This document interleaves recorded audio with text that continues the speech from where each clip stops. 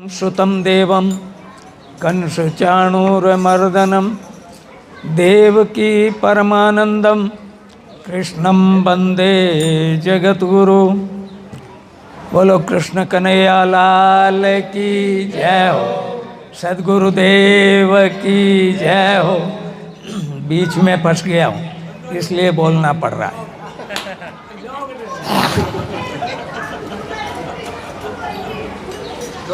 जब भी राक्षसों का समय रहा, राक्षसों का जब राज्य रहता है तो हंसी खुशी सब गायब हो जाती है।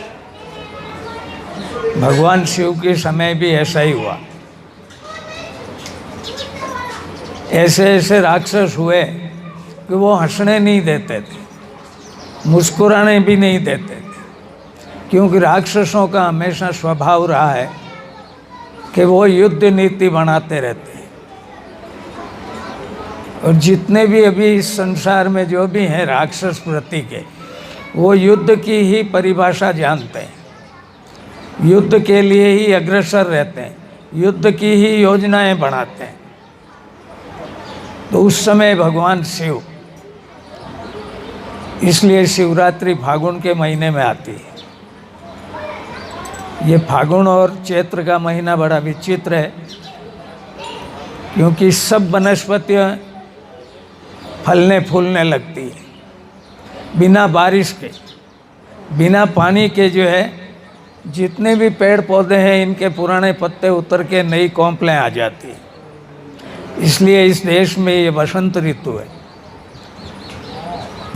तो बसंत का आगमन खुशियों का आगमन है, पर राक्षस खुशी नहीं चाहते, वो युद्ध चाहते हैं, बेमनुष्यता चाहते हैं। तो भगवान शिव ने शिवरात्रि इसीलिए मनाई गई। और उस समय देवताओं को राक्षसों को इकट्ठा करके भगवान शिव ने सलाह दी कि समुद्र मंथन किया जाए, कुछ पुरुषार्थ करें। ये बात पिछली बार हो गई थी, रत्न निकले 14। अब आ जाओ आप महाभारत के काल में। उस समय जितने भी राजा थे सब आपस में युद्ध करते थे। जरासंध जैसा तो ऐसा राजा था कि उसने तो ये प्रतिज्ञा की कि मैं 100 राजाओं को बलि चढ़ा के और इस एशिया का बहुत बड़ा सम्राट बन जाऊं।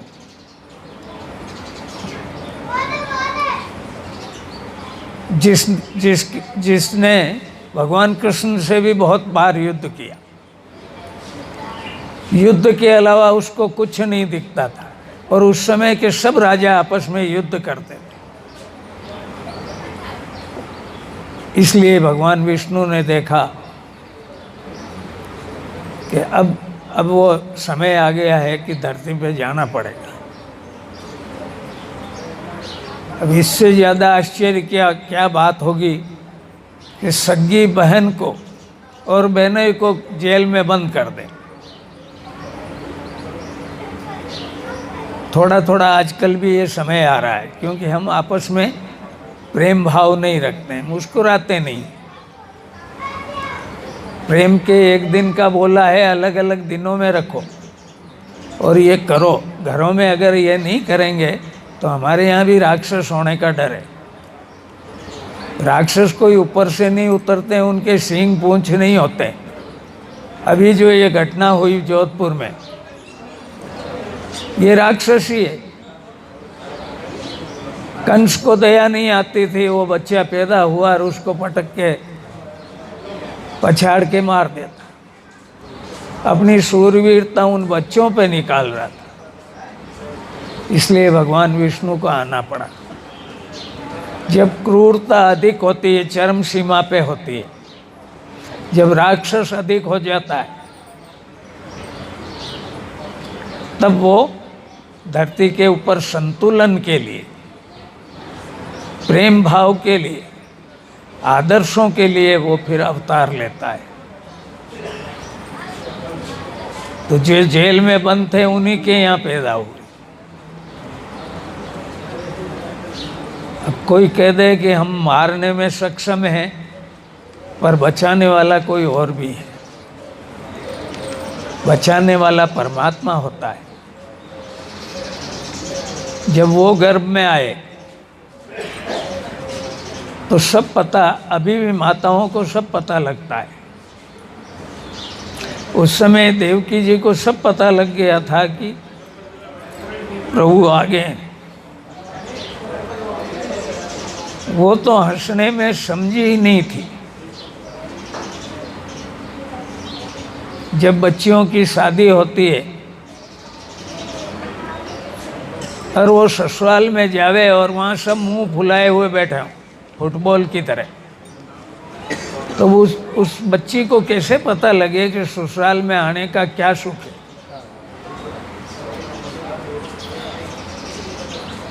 तो वो बहन जिसको उसने स्वयं ने विदा किया, रथ स्वयं ने हाँका, और ऋषि ने जैसे ही भविष्यवाणी की और उसने कैद में डलवा दी। लगातार 7 संतानों को मारा। इससे बड़ी क्रूरता और कुछ हो ही नहीं सकती। सीमा थी क्रूरता की। राक्षस भी हुए, रावण जैसे हुए, पर रावण ने ऐसा नहीं किया। वो तो मर्यादा में रहा। माँ सीता जी 9 महीने रही। 9 महीने में वो एक भी बार बिना मंदोदरी को साथ लिए नहीं गया था। और ये तो रात के समय उसको पता लगा कि रात में पुत्र को जन्म दिया है, और वो रात में ही आकर के मार के चला जाता है। जिसको अपन भांजा बोलते हैं, बहन के बच्चे को।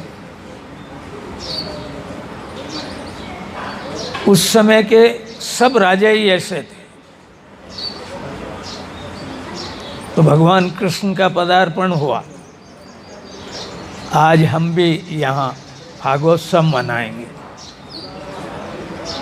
क्यों? भगवान कृष्ण किशोरावस्था में मेरी तरह 17 वर्ष के हो गए। 17 वर्ष तक गोकुल और वृंदावन में ही रहे। 17 वर्षों तक रहे।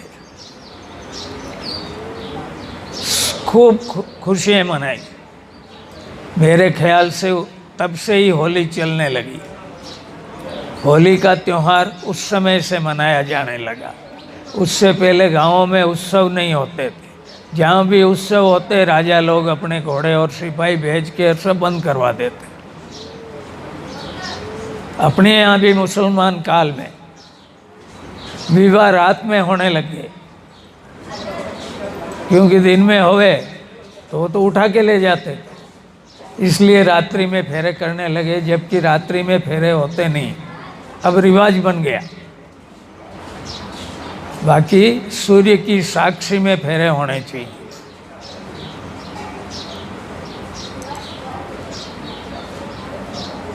जेल से बाहर निकले, बाहर निकलने की पूरी व्यवस्था कर दी।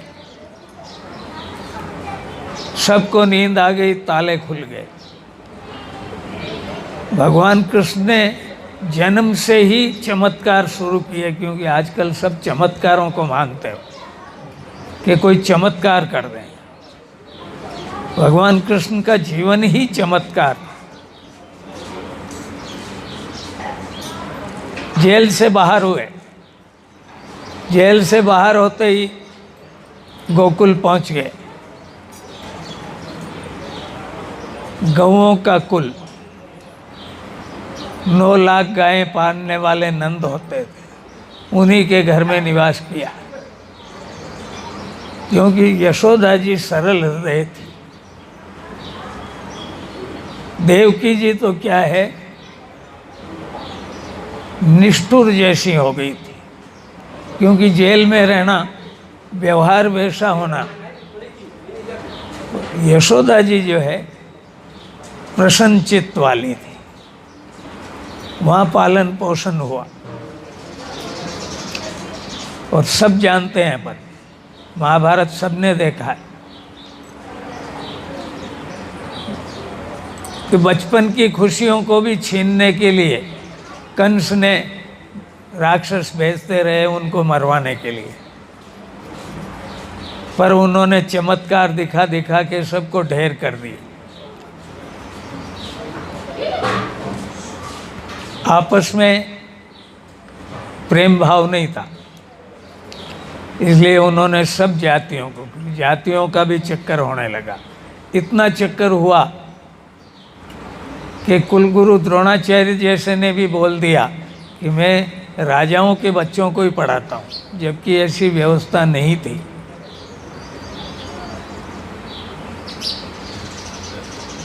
तो भगवान कृष्ण ने सब बच्चे सब, आज भी बच्चों में कोई जाति भेद नहीं होता है और माताओं में भी ज़्यादा नहीं होता है। गाड़ी में कहीं जा रहे हों तो कलेक्टर की पत्नी और चपरासी की पत्नी पास पास बैठी हैं तो बात कर लेगी, वो साफ नहीं करेगा उस चपरासी से, वो मुंह फुलाए हुए अकड़ में ही बैठा रहेगा। तो बच्चों के मन में कभी ये नहीं होता है कि ये इस जात का है या इस जात का है, क्योंकि सरल हृदय है। हमें हृदय से बिल्कुल सरल बनना चाहिए, जिसमें सरलता नहीं, करुणा नहीं, प्रेम नहीं, दया नहीं, वात्सल्य नहीं, वो हृदय नहीं, मनुष्य नहीं, वो वास्तव में ही राक्षस है। तो सब बच्चों के साथ भगवान कृष्ण ने खाना खिलाना, अभी जैसे अपन बना रहे हैं, पर उन्होंने तो मक्खन खिलाया। गाय का मक्खन अगर आज भी अपन बच्चों को खिलाएं, ये टिटोड़ी जैसे नहीं रहे, ये मकोड़े जैसे हैं ना बच्चे, ये नहीं रहेंगे। माताएं गर्भावस्था में उनको खिलाएं, खूब दूध खूब पिलाना चाहिए, तो बच्चे स्वस्थ रहें। बच्चे स्वस्थ होंगे तो देश स्वस्थ होगा। भगवान कृष्ण ने सबको मक्खन खिलाया, चोरियाँ कर कर के खिलाए, मटकियाँ फोड़ के खिलाए और उत्सव मनाने लगे। सब उत्सव किए। ये गोकुल वृंदावन में तो अभी आप होली पे चले जाओ तो आपकी किसी की शकल सूरत का पता ही नहीं लगे, और सब आदमी औरतें सब मिलके खेलती। आजकल तो देवर भाभी भी मजाक नहीं कर सकते, वो भी अगर मजाक कर ले तो लड़ाई हो जाए, जबकि बहुत होती थी। ठिठोली करने में देवर भौजाई का रिकॉर्ड था। तो ये सब प्रेम का है मामला। भगवान कृष्ण प्रेम के अवतार हैं, इसलिए फागुन के महीने पे उन्होंने ज़्यादा जोर दिया। आज भी हम फागोत्सव इसीलिए मनाते हैं कि उनका प्रेम प्रकट हो जाए। हरि व्यापक सर्वत्र समाना, प्रेम ते प्रकट होई मैं जाना। वो तो प्रेम में ही बसा हुआ है।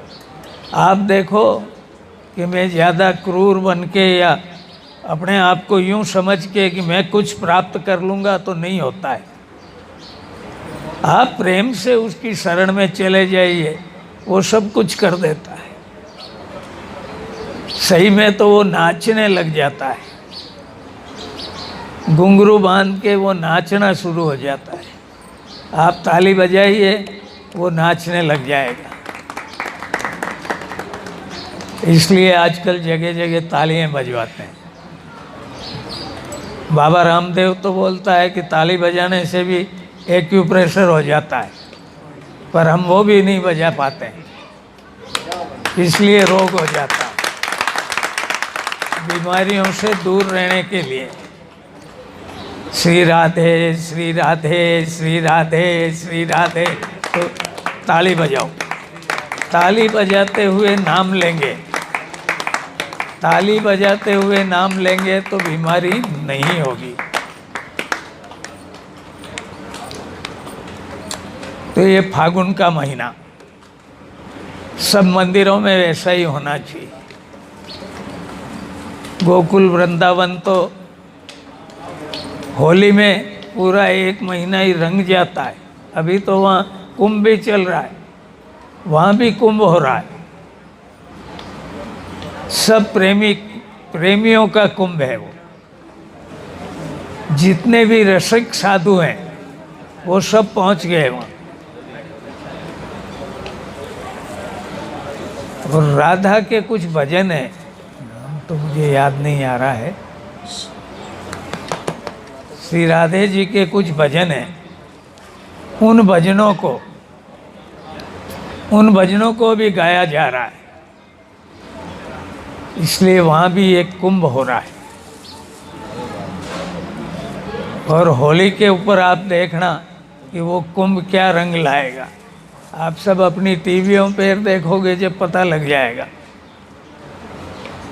आज थोड़ा सा यहाँ करके देख लेना कि इनके ऊपर तो करना ही है, इनको ही खिलाना है। केवल भोजन ही नहीं, पुष्पों से अगर खिलाए, पुष्प जो खिलते से ही मुस्कुराहट है उसके अंदर, इसलिए पुष्प चढ़ाए जाते हैं। जैसे ही पुष्प खिलता है उसमें मुस्कुराहट आ जाती है। आप बगीचे में जाइए और अच्छे पुष्प लगे हुए हों तो आपका मन बड़ा प्रसन्न हो जाएगा। डायबिटीज वाले की डायबिटीज चली जाए, टेंशन वाले का टेंशन चला जाए। इसलिए गमलों में भी फूल लगाए जाए। यहाँ तो फूल भी नहीं आ रहे क्योंकि यहाँ टेंशन में ज़्यादा रहते हैं। हरिओम बोलते भी नहीं, बोलना भी नहीं आ रहा है, इसलिए पुष्प कम लग रहे हैं। हरियाली तो है, पुष्प जो है वो खिलता है खुशियों से, मुस्कुराहट से। तो घरों में लगा के रखना चाहिए, इसीलिए देवताओं को चढ़ाया जाता है। तो देवताओं के शिरोमणि हैं भगवान श्री कृष्ण। इन्होंने खुशी को सिखाया है, खुशी का ही पाठ पढ़ाया। जब ये पढ़ने चले गए कंस को मारने के बाद, तो परशुराम जी महाराज इनकी विदाई की टाइम जब पढ़ाई करके डिग्री लेके रवाना होने लगे सांदीपन आश्रम से, तो परशुराम जी मिल गए। भगवान कृष्ण थोड़े रुके, पूछा क्या बात है? कि आ रहे हैं, इंतजार हो रहा है। आते ही उन्होंने चक्र दिया सुदर्शन, ये तो आपका चक्र संभालो। अब वो सब लीलाएं तो गांवों में छोड़ दो, और जो ये लीलाएं नहीं होने दे रहे हैं उन राक्षसों को ख़त्म करो, उन राजाओं को सबको ख़त्म करो जिनमें प्रेम नहीं है। भगवान कृष्ण ने वहीं से प्रतिज्ञा की और उसका परिणाम हुआ महाभारत का युद्ध। महाभारत के युद्ध में जितने भी क्रूर और राक्षस प्रवृत्ति के लोग थे वो सब मारे गए, सबका विध्वंस करवाया और इस देश के अंदर वापिस प्रेम की स्थापना की द्वारका बसाने के बाद। द्वारका बसा के आज भी जो है गांवों में चुपचाप गांव द्वारका के लिए निकल जाते हैं, बताते नहीं। उसका कारण ही यही, हम यूँ बोल के तीर्थ करें कि हम जा रहे हैं प्रचार प्रसार के लिए, तब भी अच्छा नहीं है। बिना कहे सुने ही जाने में अच्छा लगता है। तो इस महीने में सब प्रेम प्रकट करो। प्रेम प्रकट करने के लिए फाग गाए जाते हैं, फाग मनाया जाता है, पुष्प की वर्षातें की जाती है। तो घरों में भी होली के दिन तो खूब अच्छा रखना, ऐसा लगे कि हर घर जो है रासलीला हो रही है। रासलीला होती है, वहाँ कृष्ण आते हैं। तो आज ज़्यादा समय नहीं लूँगा कि सब लोग आ गए। हम फागुन खेलेंगे, फाग खेलेंगे, कन्हैया के साथ खेलेंगे। और फोटो तो ये ऐसी लेके आई है कि मेरे मन में जो था वही लेके आ गई। राधा कृष्ण बहुत बहुत सुंदर हैं, सुंदरता की सीमा है। इसलिए सब अपने हाथ में पुष्प लेंगे। पहले खिलाएं कि भजन गाने के बाद? पहले फाग गा लो।